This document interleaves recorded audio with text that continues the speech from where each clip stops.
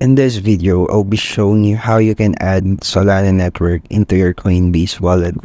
So the first thing that you have to do is to click this Assets tab and then head into this copy or paste icon.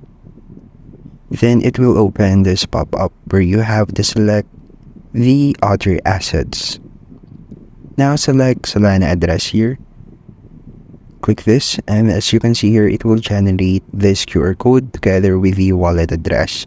Well, if you want to add the Solana address by yourself or the Solana network by yourself, just head back to your assets and then click the settings icon and then head to networks.